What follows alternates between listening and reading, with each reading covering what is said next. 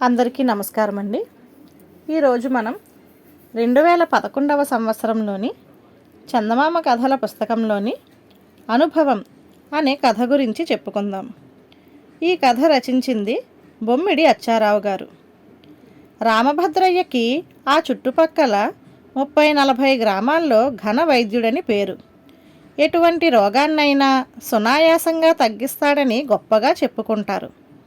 రామభద్రయ్య ముందు చూపుతో తన కొడుకు కేశవుడికి తన వైద్య విద్యను, అందులో మెలకువలను నేర్పి అతన్ని తనంతటి వాడిగా తీర్చిదిద్దాడు. రామభద్రయ్య ఊరిలో లేని సమయాల్లో కేశవుడు రోగులకు వైద్యం చేస్తూ ఉండేవాడు. అతని హస్తవాసి మంచిదని, తండ్రిని మించిన వైద్యుడని చాలా కొద్ది కాలంలోనే పేరు తెచ్చుకున్నాడు కేశవుడు. ఉన్నట్టుండి రామభద్రయ్యకు సుస్థి చేసింది. ఆయన కొడుకును పిలిచి రోగులకు ఆపత్కాలంలో ప్రాణరక్షణ కొరకు ఏ మందులు ఎంత మోతాదుల్లో ఇవ్వాలో వివరంగా చెప్పి కన్ను మూశాడు. కేశవుడు తండ్రి స్థానంలో సమర్థవంతంగా వైద్యం చేస్తూ వచ్చాడు. అతని వైద్యం గురించి గతంలోనే ప్రచారం జరిగినందున తండ్రి పేరును సుస్థిరం చేశాడు కేశవుడు. కేశవుని వద్ద లేహ్యాలు నూరటం, గుళికలు తయారు చేయటం, మూలికలు పొడి చేయటం కోసమని శివుడు అనేవాడు పనిచేస్తూ ఉండేవాడు. కేశవుడు ఏ వ్యాధులకు ఏ మందులు ఎంత మోతాదులో ఇస్తాడో బాగా ఆకలింపు చేసుకున్నాడు శివుడు. మూలికా వైద్యం గురించి కూడా అతను బాగా అనుభవం సాధించాడు. శివుడికి తానే స్వంతంగా ఒక వైద్యశాల నడపాలనే కోరిక పుట్టింది. రోజురోజుకి ఆ కోరిక మరింత బలపడుతూ వచ్చింది. శివుడు ఓ రోజు కేశవుడికి మాట మాత్రంగానైనా చెప్పకుండా విడిగా వెళ్ళిపోయి వైద్యశాలను ప్రారంభించి వైద్యం చేయడం మొదలుపెట్టాడు.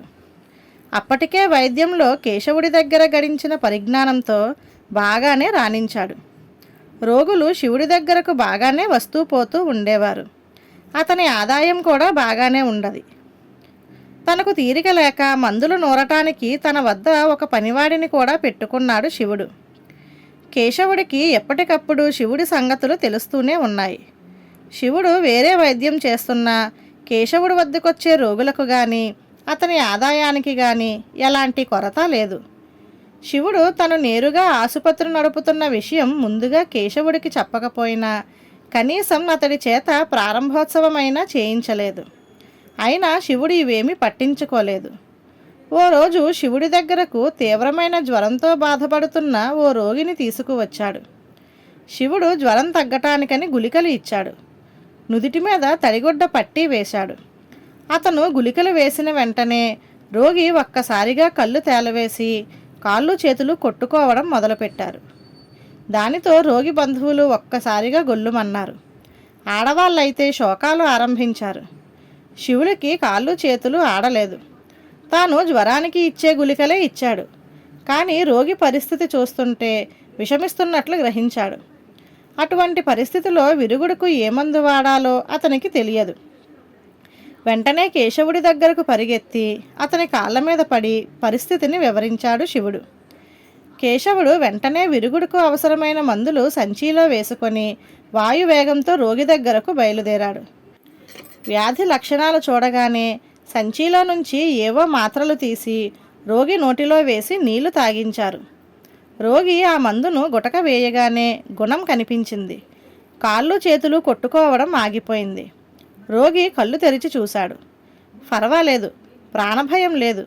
కొంతసేపు ఇక్కడే ఉంచి ఈ మాత్రలు కూడా మింగించి ఆ తరువాత తీసుకువెళ్ళండి అని చెప్పి కేశవుడు రోగి బంధువులకు ఏవో మాత్రలు ఇచ్చి తన ఇంటికి బయలుదేరాడు. రోగి బంధువులు 2 చేతులు జోడించి కేశవుడికి పడి పడి దన్నాలు పెట్టారు. అదే సమయంలో శివుడి పట్ల వ్యతిరేకత వ్యక్తం చేశారు. శివుడు కేశవుడికి నమస్కరించి, పెద్ద గండం గడిచింది గురువుగారు. తమరే సమయానికి వచ్చి వైద్యం చేయకపోయి ఉంటే ఈ జనం నన్ను కొట్టి చంపేసేవాళ్ళు అన్నాడు. కేశవుడు నవ్వి, ఏ రోగానికి ఏ మందు వేయాలో తెలిసినంత మాత్రాన సరిపోదు. ఆ మందు వికటిస్తే రోగికి వెంటనే ప్రాణరక్షణకు ఏ మందు వాడాలో తెలియదు. అది కూడా ఎంత మోతాదు ఇవ్వాలో తెలిసి ఉండాలి. ఒకే ప్రాణరక్షణ మందు అన్ని రోగాలకు వాడకూడదు. ఇదంతా అనుభవం మీద వస్తుంది. నువ్వు ఏ రోగానికి ఏ మందు వాడతారో చూసి నేర్చుకున్నావు కానీ ఆ మందు వికటిస్తే ఏం చేయాలో తెలియదు. మిడిమిడి జ్ఞానం వైద్యం విషయంలో చాలా ప్రమాదం.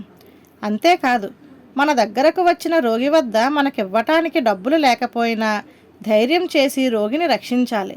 ధన సంపాదన మాత్రమే ముఖ్యం కాదు, మంచి వైద్యుడనే పేరు గడించడం కూడా చాలా ముఖ్యం అన్నాడు.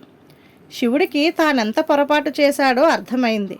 ఆ క్షణమే తన వైద్యశాలను ఎత్తేసి తిరిగి కేశవుడి దగ్గర మందులు తయారు చేయడానికి కుదురుకున్నాడు. ధన్యవాదాలు.